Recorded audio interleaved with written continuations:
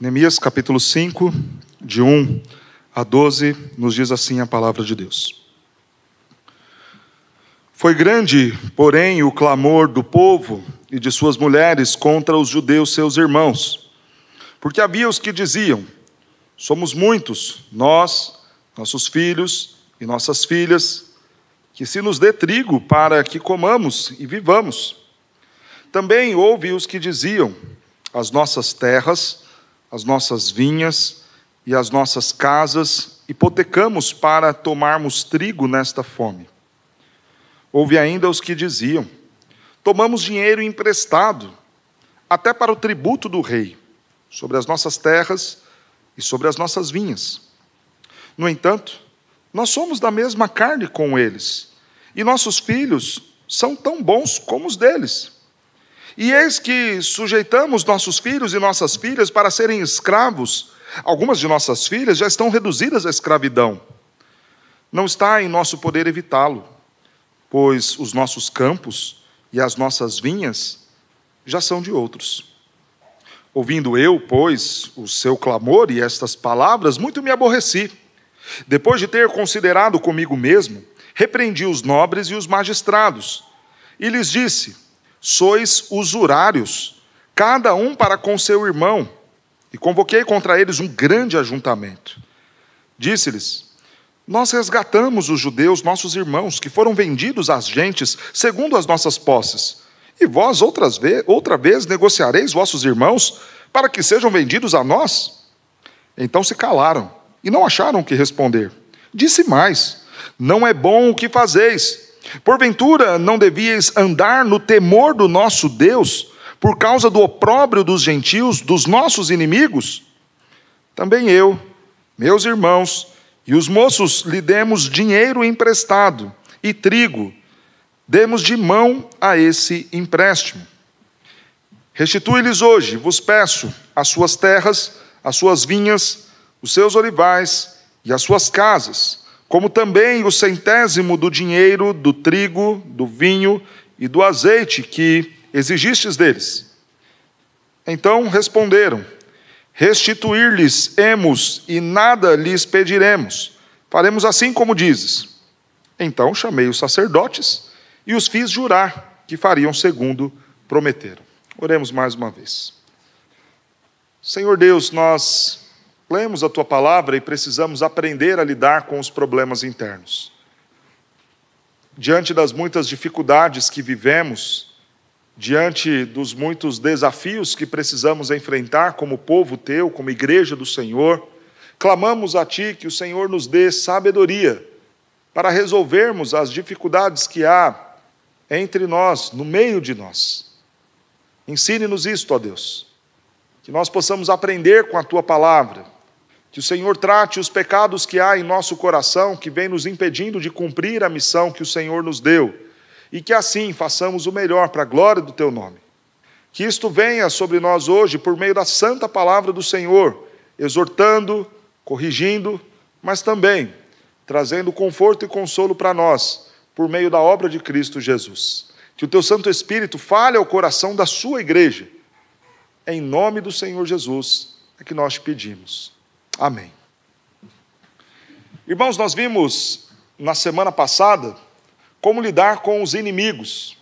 Falamos de uma realidade, de algo de fora, que vem contra o povo de Deus, no intuito de atrapalhar o povo em cumprir a sua missão.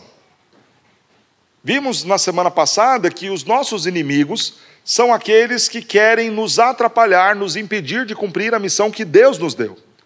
Qualquer um que se levante com esta intenção está sendo então usado por Satanás para nos afastar dos propósitos que Deus tem para nós. Um exemplo muito claro que falamos e trouxemos na semana passada foi aquele momento em que Pedro falou para o Senhor Jesus que talvez não fosse tão bom ele ir até Jerusalém.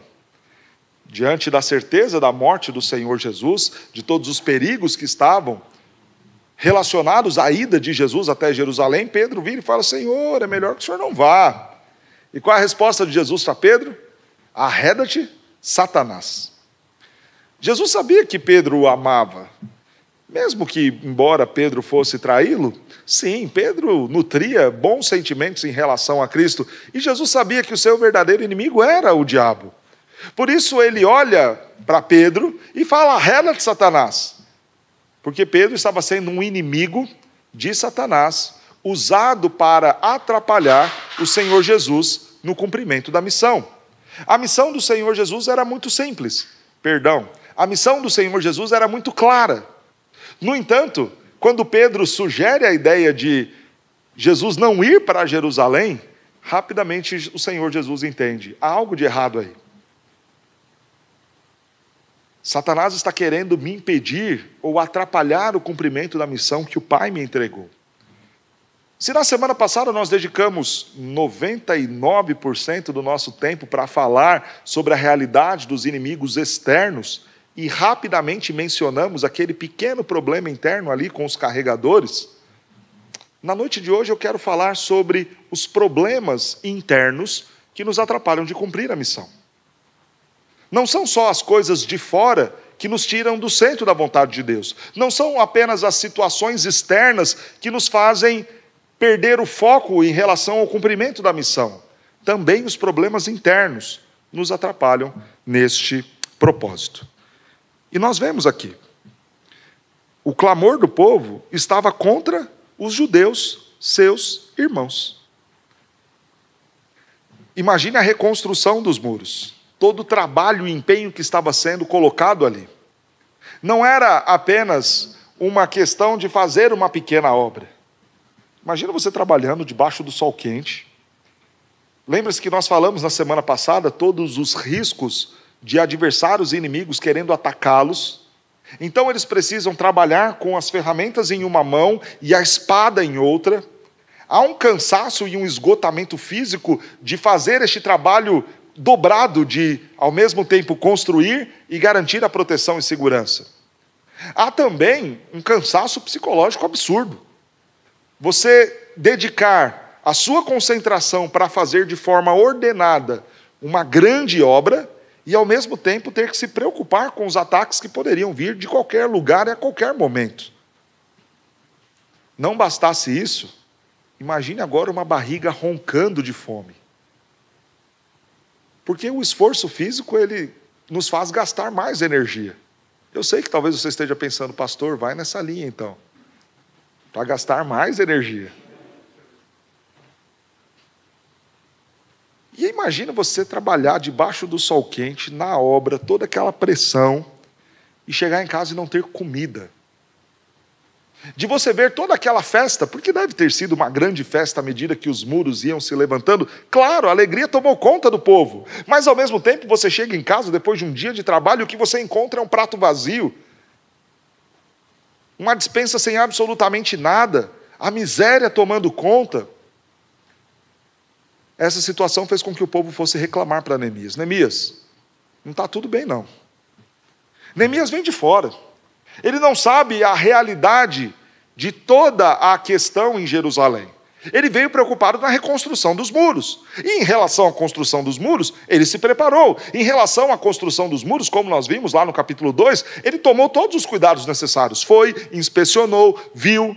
Mas a situação dentro da casa de cada um, a situação financeira, a ordem das contas de cada um, Neemias não sabia. Mas tomou ciência. Agora chega um grupo de irmãos, um grupo de judeus, que dizem, conforme nós vemos lá no verso 2, somos muitos, somos nós, somos os nossos filhos, são as nossas filhas, e não há trigo para comer. Neemias, ok, a gente está feliz, a gente está trabalhando, a gente está colocando a mão na massa, mas chega em casa e a barriga ronca, e não há nada para comer. E outro então chega, outro grupo, e fala: Neemias, as nossas vinhas, as nossas casas, tudo nós hipotecamos para pagar o trigo para comer. Não há mais propriedades, não há mais plantações de onde nós possamos extrair qualquer fonte de receita. Acabou. Tudo foi colocado em garantia de empréstimos, empréstimos esses que nós não conseguimos pagar. E agora padecemos, falta-nos trigo, falta-nos comida. Outros chegam e falam: Neemias, falta não apenas porque nós não temos mais como produzir, falta também Porque nós pagamos muitos tributos ao rei. Isso foi colocado, então, no verso de número 4.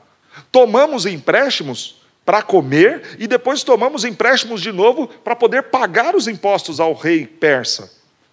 Neemias, essa é a nossa situação. Todo este cenário de pobreza, todo este cenário de endividamento, ao ponto de perder os campos, ao ponto de perder suas casas, chega num extremo ainda maior. O verso de número 5 vai nos dizer que, não tendo eles dinheiro e nem mais propriedades para pagar os empréstimos, agora os seus filhos precisaram trabalhar para estes que emprestaram os recursos, como uma forma de tentar amortizar a dívida. Só que essa situação era insustentável. Perceba que não é falta de vontade de trabalhar e lutar e conseguir os recursos. O final do verso 5 diz: não está em nosso poder evitar esta situação, pois os nossos campos e as nossas vinhas já são de outros. Neemias, não é que a gente aqui é um bando de preguiçoso pedindo ajuda. Não é que aqui nós nos endividamos por coisas bobas e agora estamos a pedir socorro. Não, o dinheiro que tomamos emprestado foi para comer. O campo que nós empenhamos e perdemos foi por conta de tributos e foi por conta da nossa comida. E agora, Neemias, não há o que fazer. Ainda que nós quiséssemos trabalhar, ainda que nós quiséssemos produzir, não há como. Mas o que estava causando tudo isso? Quem eram estes que cobravam estes valores? De quem que eles tomaram emprestado? Dos nossos próprios irmãos. A afirmação no versículo 1 é esta: eles foram reclamar contra os da própria casa. E isto é visto no verso de número 5. No entanto, nós somos da mesma carne como eles, e os nossos filhos são tão bons como deles. Neemias, são os nossos próprios parentes, são os de dentro do povo, são os de dentro deste rebanho de Deus que estão a nos cobrar ao ponto de não termos o que comer. E esta era uma tristeza muito grande, porque a obra estava prestes a parar, se aquele problema não fosse resolvido. A situação iria ficar insustentável se Neemias não colocasse fim àquele problema. E há um pecado que está causando tudo isso. Não é apenas uma questão econômica, uma desordem financeira. É o pecado da usura. Ouvindo eu, pois, o seu clamor e estas palavras, muito me aborreci. E depois de ter considerado comigo mesmo, repreendi os nobres e magistrados, e lhes disse: sois usurários, cada um para com seu irmão, e convoquei contra eles grande ajuntamento. O que estava causando a fome? O pecado da usura. Que pecado é esse, pastor? Você fazer a sua riqueza em cima da necessidade do outro. É o cobrar juros e de forma abusiva, no momento em que a caridade deveria ser exercida. A Escritura não condenava, e a lei não condenava a possibilidade da cobrança de juros. No entanto, a lei condenava você fazer isso em relação ao necessitado. Uma coisa era a cobrança de juros para alguém que de repente queria ampliar os seus negócios, melhorar a sua casa, dar uma condição melhor para os seus animais. Ok, uma relação comercial. Eu invisto no seu negócio, quando isso me der certa lucratividade, você então paga aquilo que me deve. Nesse sentido, é justo, é lícito. Estamos trabalhando em sociedade. Você cresce e eu cresço. Eu coloco o meu recurso e com o meu recurso você trabalha e nós ampliamos as nossas receitas. No entanto, fazer isto em relação ao necessitado, e pior, em relação aos da própria casa, isto é visto de forma reprovável da parte do Senhor. Significa então, irmãos, e aqui já fica um aspecto prático para as nossas vidas, que nós não devemos emprestar dinheiro para um necessitado na intenção de ganhar juros e fazer lucro com base no sofrimento dele. Significa que aquele empréstimo, em alguma medida, ele não pode ter um caráter lucrativo. ele deve ter um caráter social, um caráter caridoso. Eu não estou apenas emprestando, eu estou te ajudando. Eu estou socorrendo um irmão meu em meio a uma necessidade. O que acontecia é que alguns desses nobres conseguiram fazer riqueza quando ainda estavam na Babilônia e chegaram em Jerusalém com algum recurso. Não eram muitos assim, mas alguns poucos tinham esta condição. E estes poucos emprestavam recurso e depois cobravam altos juros em cima daquilo. Exploravam o povo, trabalhavam na necessidade. Um ditado que ouvimos muito nesses dias de pandemia: enquanto há aqueles que choram, há também aqueles que vendem lenço. E a tristeza de você fazer fortuna de forma oportunista, principalmente lidando com o sofrimento alheio,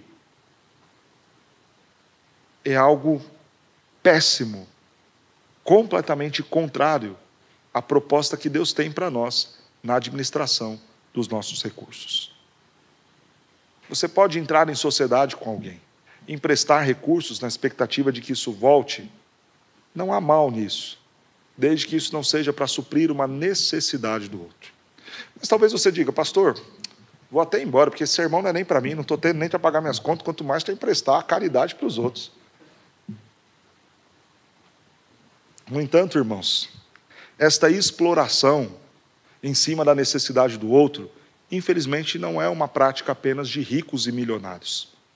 Não se trata de uma luta de classes, do pobre contra o rico. É um problema interno. E esse problema tem nome, é o problema do pecado. Pobre e rico são pecadores. Pobre e rico são exploradores. Ah, pastor, não, claro que não. Se eu tivesse dinheiro, eu emprestava para todo mundo, pastor. Eu vou ilustrar isso. Nós estávamos construindo aqui, e eu acho que até já compartilhei isso com os irmãos. Uma pessoa chegou para mim e falou: pastor, o senhor vive falando aí da dificuldade financeira para construir a igreja. O senhor tinha que ir lá na Praça da Sé com uma van, encher de haitiano, dar 50 conto e uma marmita para eles, só ia ver essa igreja subir rapidinho, nem ia gastar era nada. Quantas vezes, infelizmente, nós vemos cristãos tendo esse tipo de prática?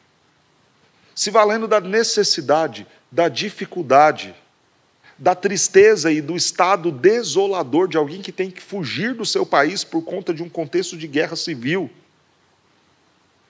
E ao vir se refugiar no nosso país, simplesmente porque, de fato, falta-lhes até mesmo esta simples marmita, você olhar e falar: ah, esse aqui eu pego, trago, vem aqui, dou qualquer R$50, para quem tá bom, há quem diga inclusive isso.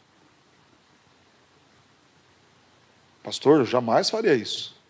Quantas vezes a gente olha, às vezes, para uma moça simples, de uma região carente, talvez próximo do nosso bairro, e vira e fala: ok, pode trabalhar aqui na minha casa, cuidar dos meus filhos, da minha roupa, da minha comida, te dou R$500 por mês, você trabalha de segunda a sexta. Quantos são os cristãos que às vezes têm práticas assim? E ainda acham que estão fazendo algo muito piedoso, pastor, porque a pessoa estava precisando. Se ela está precisando, então chega e ajuda de verdade. Este é o mesmo pecado da usura. Você está se beneficiando, ganhando em cima do sofrimento do outro. É claro que ele vai aceitar. A pessoa que não tem um arroz, um feijão em casa, claro que vai carpir o seu terreno inteiro por um prato de comida. Mas é justo isso? Esta é a paga justa por um dia de trabalho de alguém? Não é. Não coloquemos as relações mundanas, interesseiras e sujas do mundo como sendo padrão para as nossas relações comerciais. Pastor, mas esta é a prática do mercado, mas não é a prática do Filho de Deus.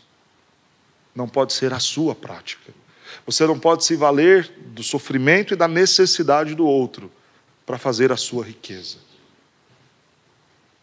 Neemias olha para essa situação e chama atenção. Isso é pecado, isso é errado. Vocês estão esfolando o próprio povo. Vocês estão acabando e maltratando os seus próprios irmãos. O problema agora não eram mais os inimigos. O problema agora eram os próprios, os de dentro que estavam a fazer isso. Irmãos, não caiamos neste erro. E talvez você diga, ok, pastor, talvez nem este pecado eu incorro.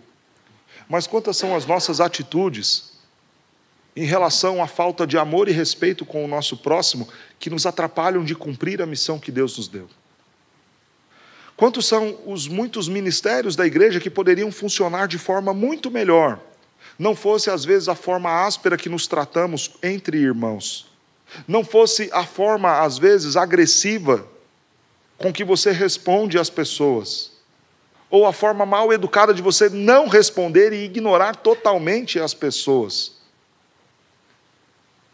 Por vezes, quanto da obra do Senhor não poderia avançar se entre nós houvesse maior união, maior amor, maior respeito, maior carinho, maior cuidado, maior atenção, porque somos irmãos uns dos outros e filhos do nosso Deus.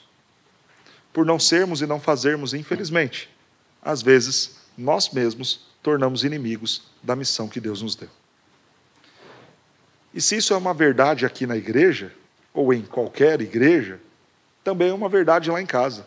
Quantas são as coisas que poderiam andar muito melhor se o nosso trato com os nossos filhos, se o nosso trato com o nosso cônjuge fosse um pouco mais dócil, fosse um pouco mais cordial, mas dentro daquela ideia da missão de ser um bom pai, de ser uma boa esposa, missão que Deus nos deu para cumprirmos e vivermos dentro de casa, quanto desta missão não é atrapalhada, justamente pelo jeito áspero de sermos e tratarmos as coisas, quanto a sua esposa não é atrapalhada no papel de submissão, justamente pelo seu jeito de maltratá-la, jeito este que não a motiva a cumprir a missão que Deus deu a ela de ser uma esposa submissa.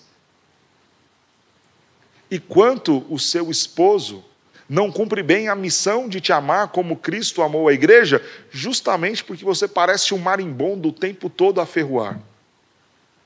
Tomemos cuidado, porque o desrespeito e o destratar dos nossos irmãos, por vezes, nos impede de cumprir a missão que Deus nos deu. Somos inimigos uns dos outros, às vezes, dentro da igreja, dentro de casa e na sociedade. E talvez seja por isso que as coisas que deveriam andar tão mais rapidamente não andam e não o são. Ok. Nós estamos aprendendo a lidar com o problema e identificamos o problema aqui no texto de Neemias. Depois de identificar o problema, nós veremos a solução deste problema. Como Neemias resolve tudo isso? E eu quero colocar aqui o que Neemias faz. Primeiramente, no verso 6, nós vemos Neemias resolvendo isso com um envolvimento sincero na questão. Ouvindo eu, pois, o seu clamor, essas palavras, muito me aborreci. Não existe a possibilidade de resolvermos problema à distância. Os problemas internos precisam ser tratados com pessoas que querem se envolver nos problemas. A pergunta mais perigosa que você pode fazer a alguém é: como você está? Porque dependendo daquela resposta, você passará a ser responsável na tratativa de ajudar aquela pessoa, coisa que até antes de você fazer aquela pergunta, você não era. Mas a partir do momento que você fala: e aí, como é que estão as coisas? Se aquela pessoa falar: estão mal, estão difíceis, e eu preciso de ajuda, pronto. Agora você é responsável em relação aos cuidados com aquele. E Neemias, até aquele momento, não tinha nenhuma responsabilidade em relação àquele problema, ele nem sabia do que estava acontecendo, mas agora ele precisa se envolver. E é interessante ver que ele toma as dores do povo. Então me aborreci, ouvindo aquele clamor que parecia ser muito lícito. Não tendo dinheiro, agora os nossos filhos são escravos, não tendo como pagar, agora os nossos filhos são levados a essa condição. De fato, isso enche o coração de Neemias de furor. Há um envolvimento com o problema do outro. Mais uma vez, aquela mesma dor que o fez chorar durante meses, e orar e jejuar, porque ele entendeu a dor e o sofrimento do seu povo, agora o faz se incomodar mais uma vez. A empatia deste grande líder. No caminho da solução, há necessidade de reflexão. Não dá para sair resolvendo um problema social tão grave, de qualquer jeito, de qualquer forma, e de sopetão. Veja o verso 7. E depois de ter considerado comigo mesmo, repreendi os nobres. Depois de ter considerado, pensado, refletido. Mais uma vez, Neemias sabe esperar, pensar, respirar com calma, e buscar uma melhor solução. Porque os nossos planos não dão certo, lembram lá atrás? Porque por vezes nós não sabemos esperar. Neemias olha a situação. Ele se incomoda com aquilo, e foi um incômodo sincero. Ele não fez pouco caso do que ouviu, deu as costas e falou, vou dar um tempo aqui, vai que a coisa passa e fica tudo certo. Não. Ele vai parar, pensar com ele próprio, refletir, gastar um tempo meditando na situação, e o texto não fala quanto tempo foi esse, porque isso era necessário. Porque estamos falando de todo um povo, de questões econômicas, de questões sociais, de questões sérias. Envolve fome, mas ao mesmo tempo envolve propriedade alheia de terceiros. Envolvem direitos de alguns em relação a outros. Algo tem que ser feito, mas tem que ser feito de forma pensada. Há um mal muito grande em nós tomarmos medidas populistas para resolver problemas sociais. O que enfiou o nosso país em uma gravíssima crise econômica foi um desses exemplos. Distribui-se dinheiro.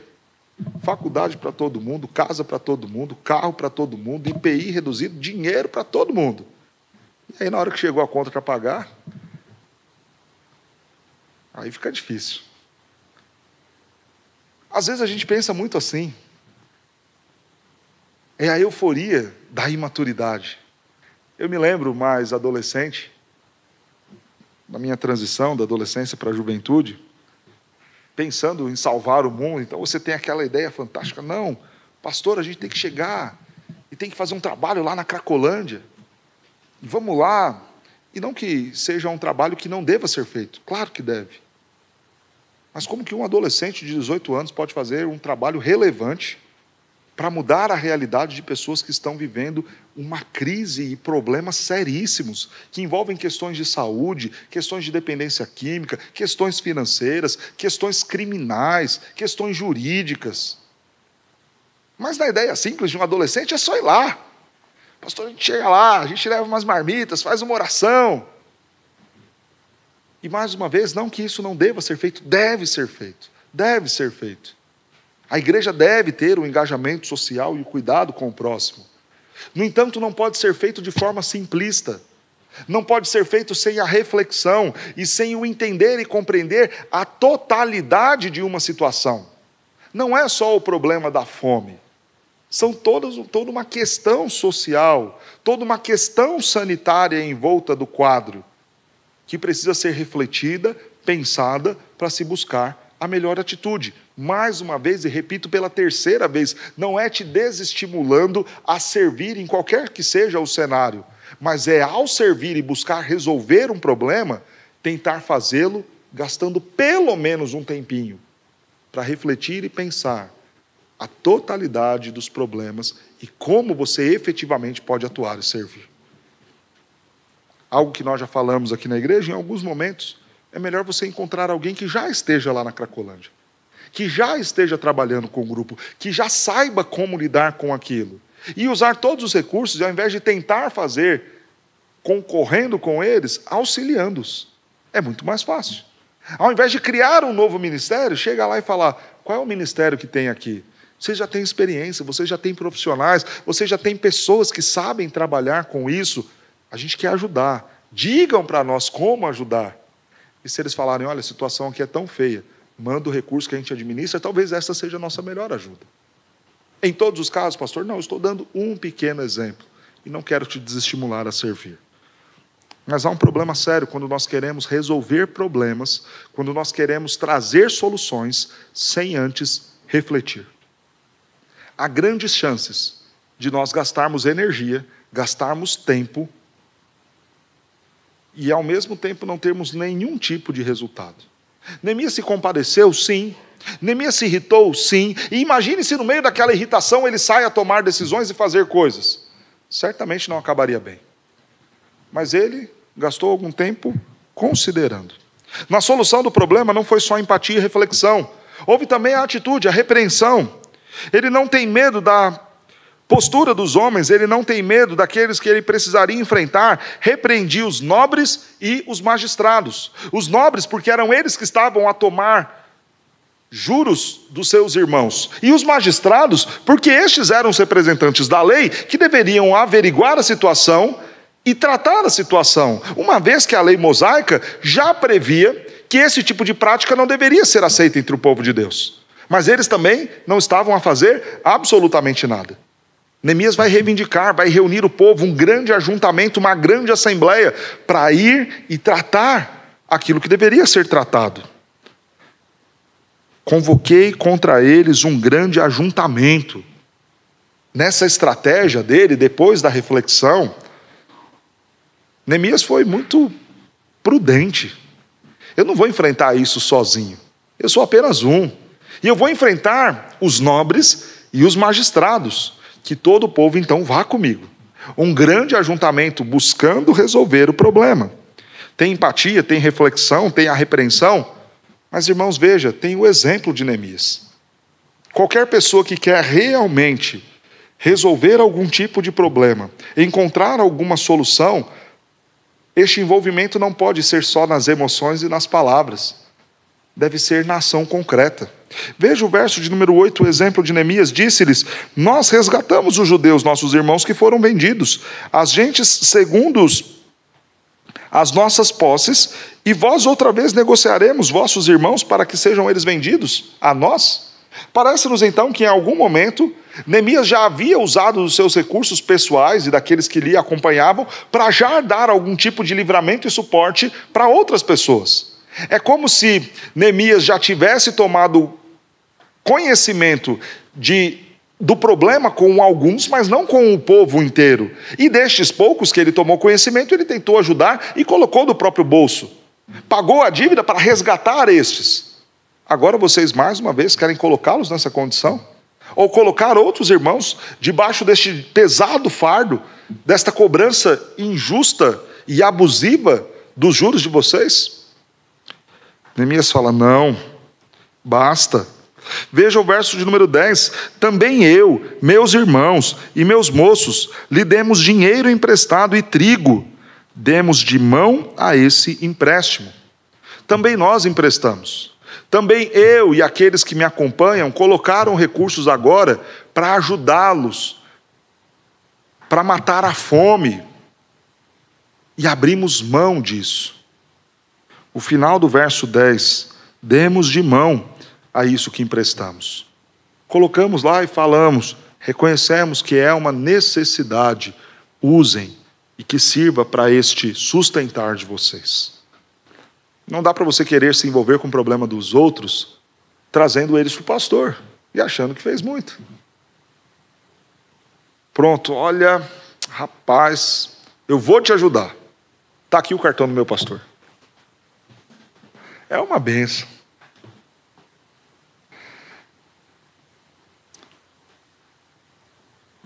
Não que eu não esteja disposto a servir e abençoar os irmãos. Mas nós já falamos aqui, algumas coisas que Deus nos permite ver é para que nós entremos e nos engajemos com elas. Algumas situações são as oportunidades que Deus está dando a você, para que você sirva, para que você abençoe, para que você trabalhe. Então faça da melhor maneira possível. É assim que a gente resolve os problemas, se empenhando, se engajando naquilo. E então vemos o pedido feito por Neemias no verso de número 9, ele expõe e coloca a situação. Então se calaram e não acharam que responder, e eu disse mais: não é bom o que fazeis, porventura não devíeis andar no temor de Deus? Não é só o mal e o problema contra os irmãos, é falta de temor ao próprio Deus.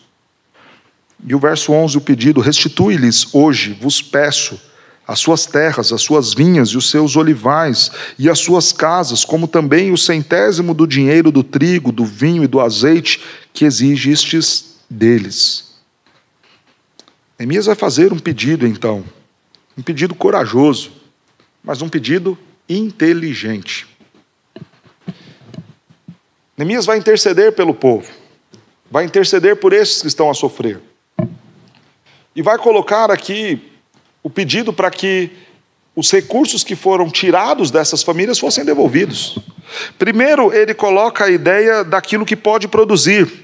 Eu peço que as terras, que as vinhas, que os olivais e que as casas sejam devolvidos a eles. Agora, aquilo que era necessário para que eles trabalhassem, produzissem e tivessem como sobreviver e também pagar as suas dívidas, foi o que Neemias requereu na sua integralidade. Agora veja em relação a dinheiro o que Neemias fala. Também o dinheiro do trigo, do vinho, do azeite, que isso seja o centésimo. Ou seja, uma parte pequena, a centésima parte. O que Neemias está colocando, e isso é precioso nessa estratégia de Neemias. Aquilo que eles vão precisar de ferramenta, aquilo que eles vão precisar de condições mínimas de trabalho, de sustento, de sobrevivência, de dignidade para suas casas e até mesmo de condições para devolver a vocês o que eles devem, que vocês deem a eles. Dá a casa, dá o campo, eles vão ter onde morar, eles vão ter o campo para produzir, do campo eles comem, do campo eles levantam recursos e pagam vocês.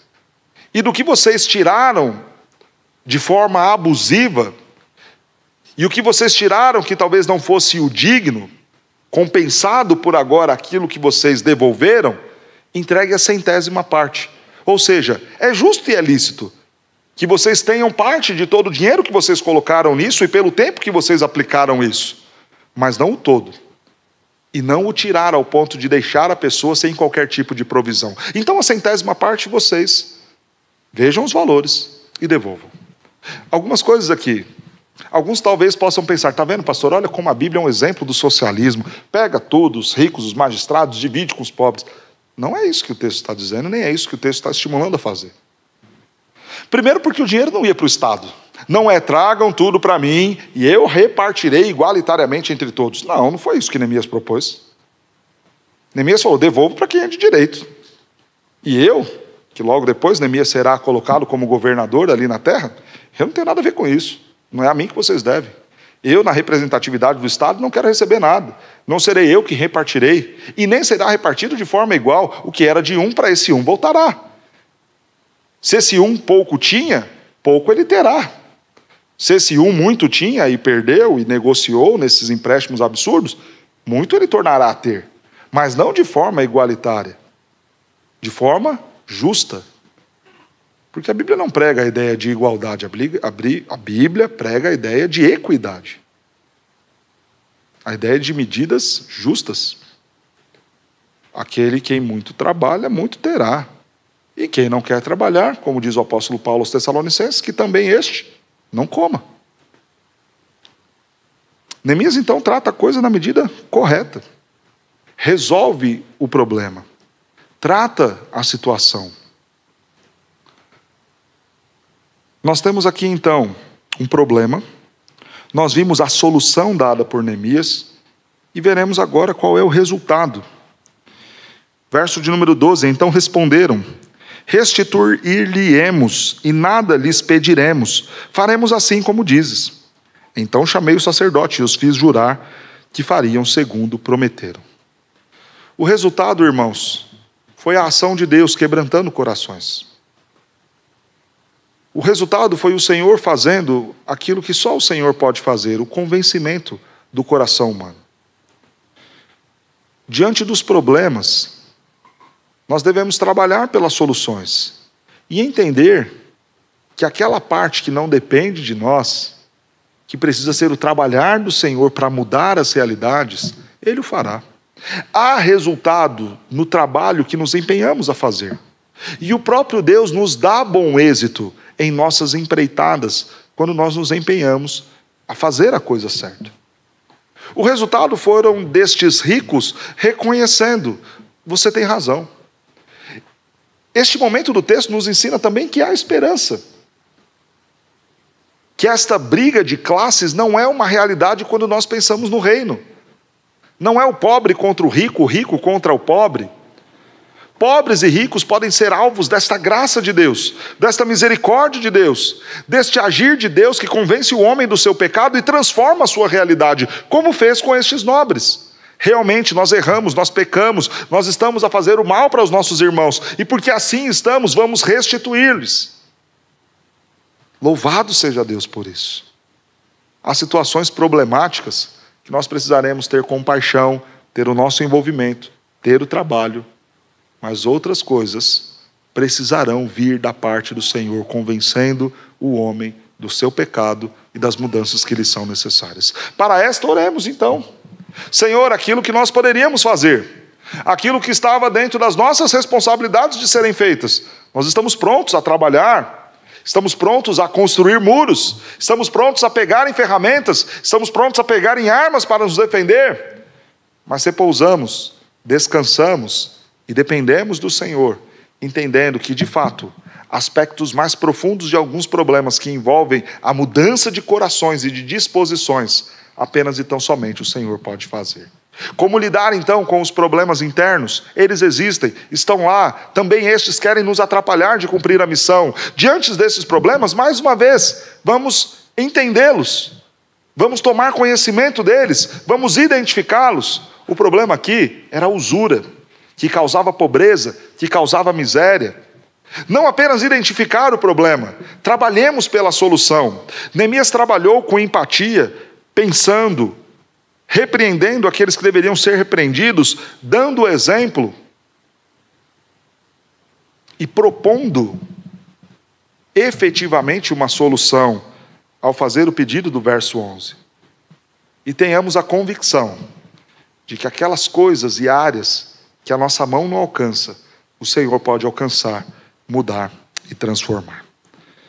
Que o Senhor então nos ajude a tratar os muitos problemas internos que aparecem internamente na igreja, que aparecem internamente lá na nossa casa, no nosso trabalho.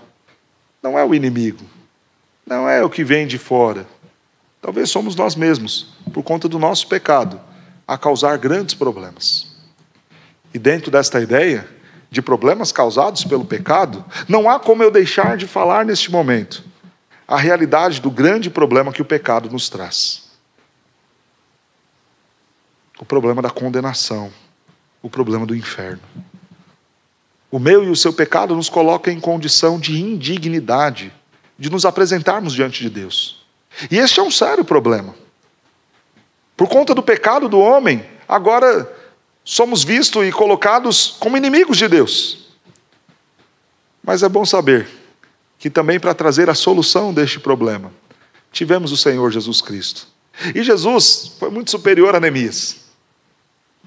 No entanto, Jesus também teve profunda empatia. Olhou para a nossa situação e para o nosso e para o meu problema, para a grande dívida que nós tínhamos com o Senhor por conta dos nossos muitos pecados. Também o Senhor Jesus refletiu de forma objetiva em toda a sua missão e não hesitou desta missão. Também o Senhor Jesus prontamente repreendeu, inclusive Satanás, arreda-te, porque a minha missão eu tenho que cumprir. Também o Senhor Jesus deu o maior exemplo, indo para a cruz, tomando todo o escrito de dívida que era contra mim e contra você, e cravando ele no madeiro, resolveu para nós. Tirou do próprio bolso, não, do próprio corpo, o seu sangue, para pagar a dívida que era minha e sua, para também nos colocar em liberdade, e assim, de forma definitiva, resolver o nosso problema. E a pergunta que temos agora é muito simples. Queremos nos ver livres deste problema do pecado, sendo agora presos e amarrados nesta aliança com Cristo? Se isto é uma verdade, se você quer crer no Senhor Jesus, entregar a sua vida a Ele, fazer dele este que virá e pagará todas as dívidas que há contra você pelos seus pecados e que te conduzem à condenação, ore, peça ao Senhor: Senhor, venha fazer morada em meu coração, venha ser Senhor sobre os meus dias, sobre a minha vida, para que assim, em Cristo Jesus, eu tenha os meus problemas resolvidos. Não um problema de dinheiro, não um problema circunstancial, mas o maior problema que o homem pode ter, o problema da condenação pelo pecado. Que hoje seja uma noite de salvação, de conversão. Que o Senhor convença você, assim como convenceu aqueles nobres, de que havia uma dívida, de que havia necessidade da solução do problema. Que o Senhor te convença disso e te traga novamente para junto dele.